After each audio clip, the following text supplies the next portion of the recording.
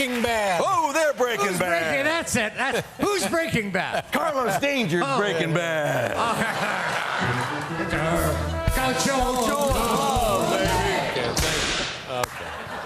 Sorry, I brought that up. That's fine. Welcome back. Thank you. Going great. And this is the, you're all done. We're done. We just haven't seen the end of the show yet. That's correct. We have 8 more. Celebrations, sadness, what are we experiencing here? You know, yes, there's all of those things. We're grateful that we had the shot, and we finished up with 62 episodes. That's wonderful. And everybody was celebrating and crying and getting drunk and getting tattoos and all kinds. Really, there was a farewell party? Yeah, we had a little farewell party. And there were tattoos at the party? At this, we're having a few libations, and there was a tattoo artist, and I got one myself. What kind did you get?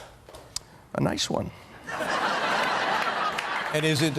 I mean, well, tell us where it is. Well, right, it's no Carlos Danger kind of tattoo, but you know, as an actor, I didn't want to mark up anything that I would have to try to hide up later. So it's actually visible right now. Wow. Except you can't see it, except if I do that.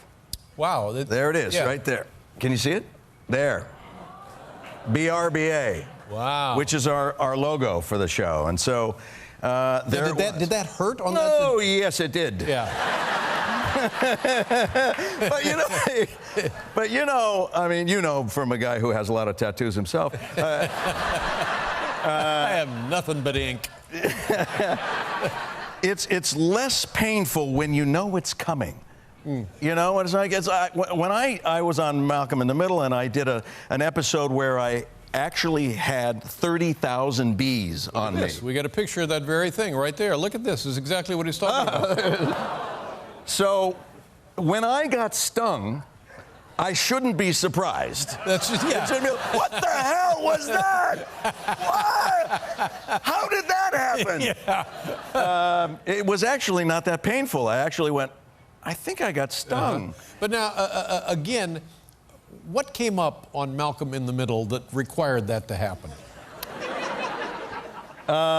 There's a group of writers in every television show that they're sick individuals. They just, and we have to keep them sequestered in a room like that. And did you lose a bet, or how did they work it into the plot? They worked it into a plot. They actually came up with that idea last. I mean, first they said, well, I want to get this image, have him in bees, and how do we get there? So then they went backward, and they figured out that we'd have Malcolm and his friends try to make a robot battle. You know, they used to battle bots. Sure. And so I took over because they weren't doing it well, and then I created this cavity where we would put bees in, and the bees would attack the other robot until Malcolm told me that the robot was made of metal and impervious to bee stings, and then the next thing you know, there you go. How do they get them off? Well, the first thing you did is you do a big jump. You literally jump in the air as high as you can and come down, and about half of them fall off. Yeah, and then you just go home, spend the night. There you go. And then the rest he takes off with a dustpan. He just kind of scoops them off with a dustpan. Sure. And while he's doing that is when I got my bee stings.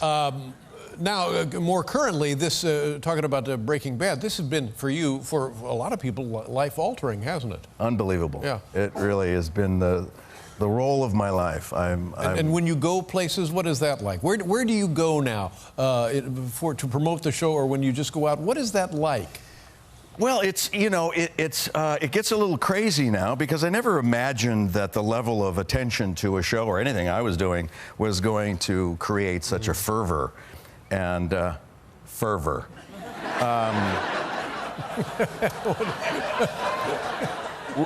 Once I was leaving. We were leaving an award show, and we were asked not to stop, because if one actor stops and signs an autograph and the rest don't, then it makes them look bad. So please, folks, just go right from the ballroom into the parties, will you?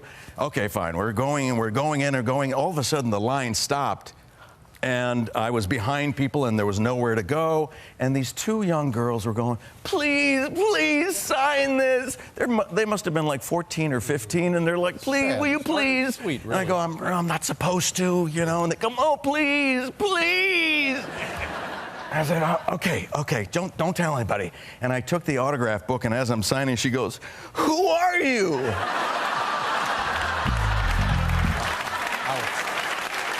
Oh, my God. So I wrote, Brad Pitt. There you go, lady.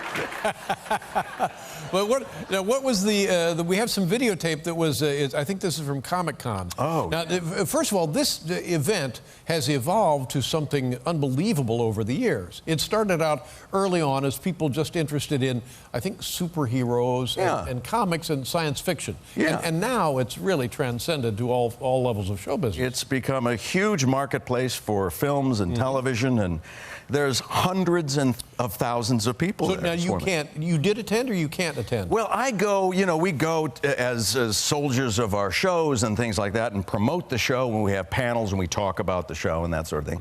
But if you dare go out onto the floor where there's literally hundreds of thousands of people, a lot of them in costumes and things, you'll get mobbed and you'll never get out of there. Yeah. So it's not possible unless you're in costume. Oh, so now, like what? You go as Luke Skywalker? You can do that, or a Smurf,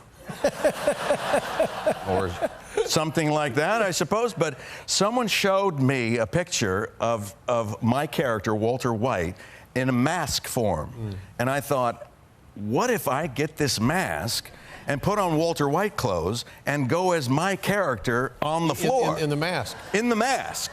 So that's what I did. And that must have been berserk, was it? Was it out of body kind of a deal? It was crazy because I couldn't speak because they would recognize my voice. So I actually got into a little falsetto voice, almost like I say, "Hi, yeah, well, I really like the show, and so I made this mask, and it reminds." It sounds, to me now when I hear it, it sounds like Michael Jackson. "I'm a lover, not a fighter." But that's what I did. And I was taking pictures with everybody who wanted to take pictures, which are... And we have some videotape of this? Yeah, they were taking video at the time. All right, can you tell us what we're looking at here? Go ahead and roll the tape. Well, this is me on the floor. That's me in the mask.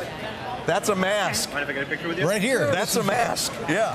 And so I'm taking pictures with all these people once they realize, and yeah, come on over, I'll take a picture with you. Wow. So people, Bryan Cranston, that would be hilarious. and then the last guy said, if that was really Bryan Cranston, wouldn't that be hilarious? Yeah. But what I don't understand is how is that any different than you going without the mask?